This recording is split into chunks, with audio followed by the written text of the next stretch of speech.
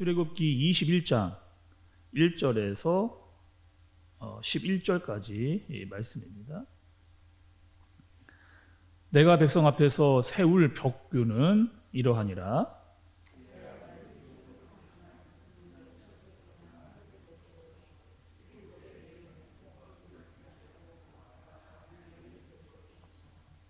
만일 그가 단신으로 왔으면 단신으로 나갈 것이요, 장가 들었으면 그의 아내도 그와 함께 나가려니와.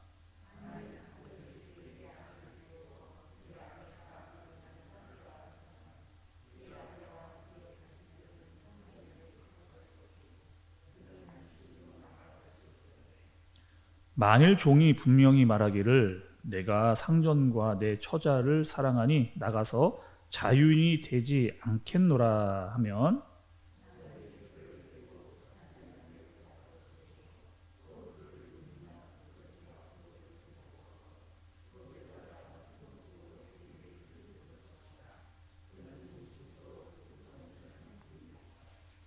사람이 자기의 딸을 여종으로 팔았으면 그는 남종같이 나오지 못할지며,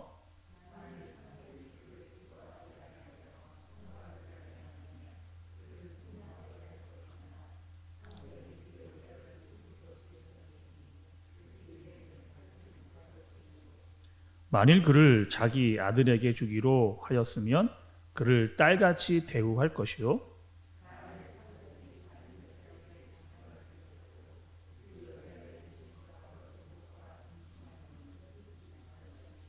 함께 보겠습니다. 그가 이 세 가지를 시행하지 아니하면 여자는 속전을 내지 않고 거저 나가게 할 것이니라. 아멘. 또 귀한 또 오늘 주일입니다. 또 하나님 앞에 간절한 마음으로 또 주님께 예배를 드리는 우리 귀한 한샘의 가족들 되어지기를 주님의 이름으로 축복합니다. 우리가 출애굽기의 말씀을 계속해서 보아오고 있습니다. 특히 이제 1장부터 여러분 20장까지는 굉장히 말씀이 다이나믹하게 하나님의 역사와 능력이 매장마다 거의 이렇게 드러나는, 그러니까 눈에 띄는 하나님의 능력과 어떤 보호하심이 나타나는 그런 현장을 우리가 보게 됐습니다. 하나님께서 하나님의 백성들을 이렇게 가는구나를 눈에 띄는 하나님의 능력을 매장을 통해서 우리에게 보여주셨습니다. 그 오늘부터 이제 21장부터 23장까지는 굉장히 정적인 내용들이 이제 본문에 등장을 합니다. 왜냐? 이제 법률에 대한 말씀이 등장을 하기 때문에. 실제로 이 부분들은 설교하시는 분들이 또 좀 어려워하시는 분들이기 때문에 더 뛰어넘어가시는 분들도 있습니다. 하나님께서 우리에게 주신 말씀이기 때문에, 또 우리의 삶을 통해서 구체적인 말씀을 하나님께서 알려주시는 내용이기 때문에 우리는 또 잘 살펴보면서 말씀을 깨달아 나아가도록 그렇게 하도록 하겠습니다. 오늘 말씀은 여러분, 우리 금요일 날 들었던 말씀, 하나님께서 시내산에서 이스라엘 백성들에게 십계명을 주셨던 그 내용이 지난주 금요일 날 말씀이었습니다. 그리고 이제 그 말씀을 통해서 십계명에 대한 세부적인 내용들, 보다 더 구체적인 내용들을 이렇게 하나님께서 풀어서 말씀해 주시는 그런 내용이라고 할 수가 있겠습니다. 또 오늘 말씀 21장 1절부터 11절의 말씀은 그 핵심 내용이 이런 내용입니다. 약자를 선대하고 그들의 권리를 보장해 줘야 된다라고 하는 것이 그 핵심 내용이에요. 그리고 21장부터 23장까지의 말씀은 재판법이에요. 재판법.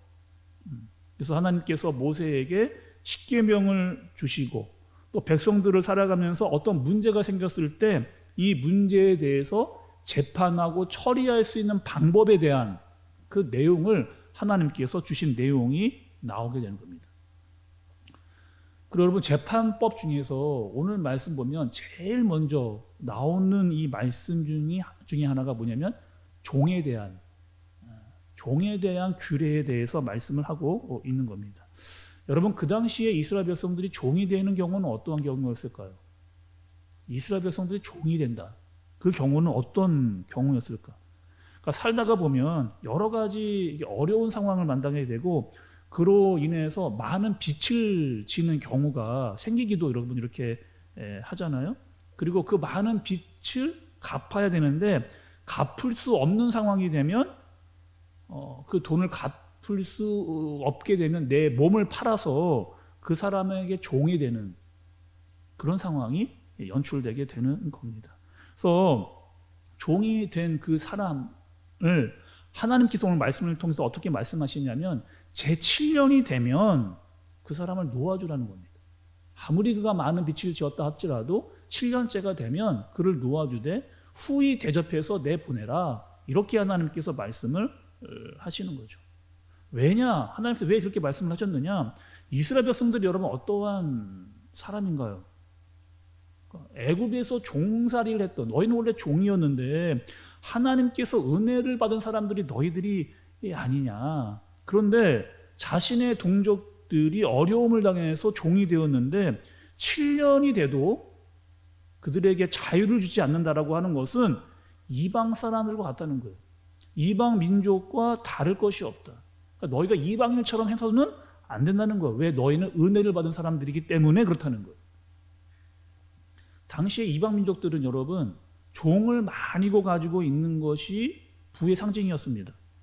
그러니까 이 노동력이라고 하는 것이 노예를 통해서 나오기 때문에 오히려 돈을 막 주고 이 종들, 노예들을 사들이는 이방 민족의 풍습들이 있었다는 거예요. 그리고 또 그 종들이 자녀를 낳게 해서 그 자녀들까지 노예로 만들어버리는 그것이 이방 민족의 풍습이었습니다. 그런데 하나님께서는 자기 백성들에게 너희는 이방 나라처럼 그렇게 해서는 안 된다는 거예요.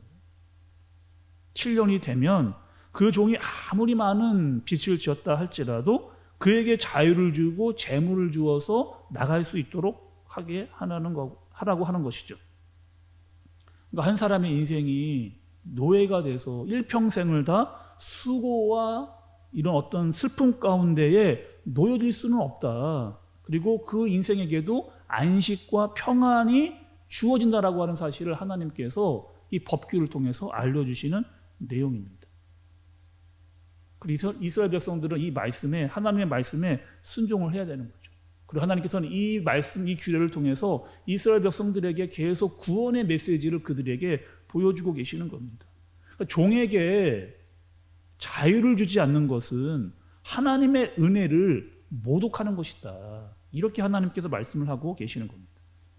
오늘 말씀을 보면 여러분 1절부터 6절까지는 남종에 대한 그런 규례에 대한 말씀입니다. 하나님께서 이 남종을 계속 붙잡아 두지 말고 7년째가 되면 그를 자유롭게 놓아주라는 거예요. 혼자 들어왔으면 혼자 내보내라고 말씀하십니다. 결혼해서 들어왔으면 그 아내와 함께 같이 내보내야 된다라고 말씀을 하시는 거예요. 그리고 7절부터 11절까지 보면 여종에 대한 말씀도 나옵니다. 마찬가지 여종도 여러분 7년째가 되면 자유롭게 내보내라고 하나님께서 말씀을 하시는 거예요. 근데 그 여종 중에는 주인의 첩으로 들어온 여종도 있었다는 거예요. 그리고 이 주인의 첩으로 돌아왔지만 그 여자와 동침하지 않았다면 그 여자도 내보내줘야 된다. 자유롭게 해줘야 된다. 그리고 그 여종을 자신의 아들에게 주었다면, 그러니까 며느리가 되는 거죠. 이 며느리가 되었다면 딸같이 되어줘야 된다라고 하나님께서 말씀을 해주시는 겁니다. 그러니까 인간의 존엄에 대한 권리에 대한 것들을 하나님께서 제대로 세워주시는 거죠. 특히 여러분 이 시대에 사회적인 약자였던 여자들에게 특별히 하나님께서 그들을 보호하시고 지켜주시려고 하는 내용들이 오늘 본문에 나와 있는 겁니다. 아무리 종이라도 할지라도 그 사람 또한 하나님의 형상을 가지고 있는 사람들이라고 하는 거예요. 그들의 권리와 인권을 보장해 줘야 된다라고 말씀을 해주시면서 하나님께서 주신 십계명 이후에 최초의 이 규례법이 바로 사람을 사람답게 존중해 주어라 라고 하는 말씀이었다는 겁니다. 벌써 하나님께서 이 당시에 이 구약의 시대에 하나님의 형상대로 지음받은 사람들에 대한 인권을 바로 세워주시는, 그들의 자유와 존중을 인정해 주시는 하나님의 말씀의 내용을 볼 수가 있는 것이죠. 여러분 오늘 이 말씀 또 이 규례와 제도가 그 당시에만 적용되는 이야기인가? 우리는 뭐 종이 없으니까 그때 종에 대한 말씀인가? 인권과 자유에 대한 말씀인가? 라고만 생각하기 쉽지만 여러분 우리는 원래 어떠한 종이었습니까? 죄의 종이었습니다. 하나님을 알기 전에 우리는 죄의 종이었고, 또 아담이 타락한 이후에 우리는 원죄를 가지고 태어나는 죄의 종이었단 말이에요. 그리고 세상의 악한 영에 붙들려 살고 있는 사단의 종이었습니다. 거기에 헤어나오지 못하고 계속해서 미혹과 유혹에 빠져 사는 사람들이었습니다. 예수님께서 우리를 십자가에 못 박히시면서 우리를 자유롭게 해주셨죠. 하나님의 백성답게 우리를 살도록 해주셨습니다. 그럼 이 내용, 하나님께서 그 죄의 종에서 벗어나게 하고 율법에서 자유롭게 해주시는 그 복음에 대한 말씀에 대해서 우리가 갈라디아서의 말씀을 통해서 이미 하나님께서 우리를 어떻게 구원하셨는가, 해방하셨는가를 말씀을 통해서 배웠다는 거죠.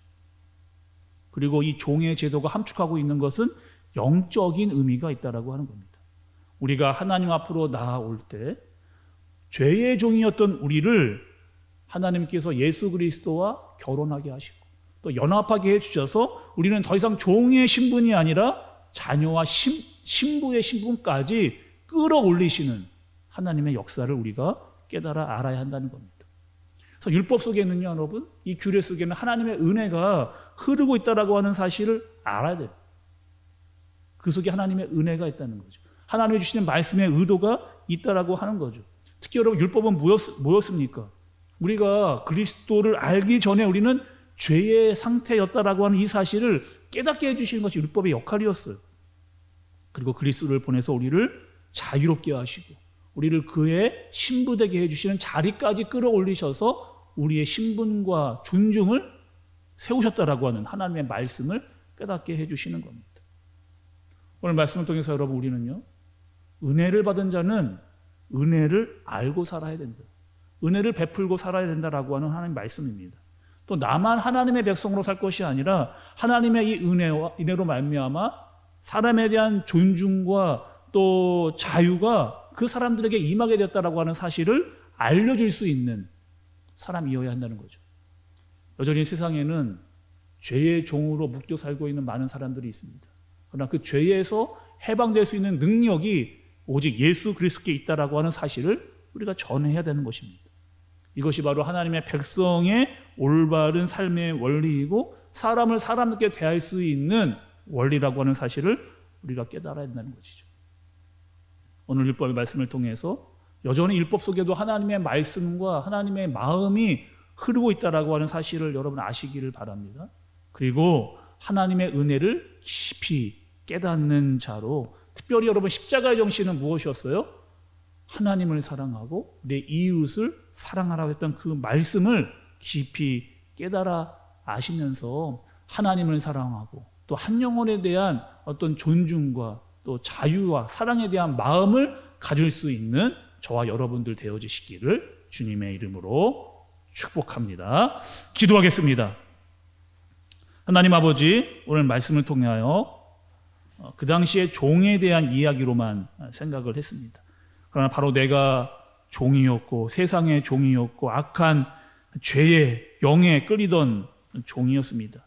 이와 같은 종을 하나님께서 자유케 해주시고 책임과 신분을 끌어올려 하나님의 백성과 신부되게 하신 것에 이 사실을 우리가 깊이 감사의 마음을 올릴 수 있도록 인도하여 주옵소서. 오늘 하루 주님과 함께 동행하는 하루 살 수 있도록 인도해 주시고 오직 하나님만 높임을 받으시는 예배를 드릴 수 있는 오늘 하루 되게 하여 주옵소서. 예배를 통해 하나님과 동행하게 하여 주시고 그 기쁨과 감사와 능력이 우리 모두에게 임하는 그런 하루 되어지도록 주님께서 인도하여 주시옵소서.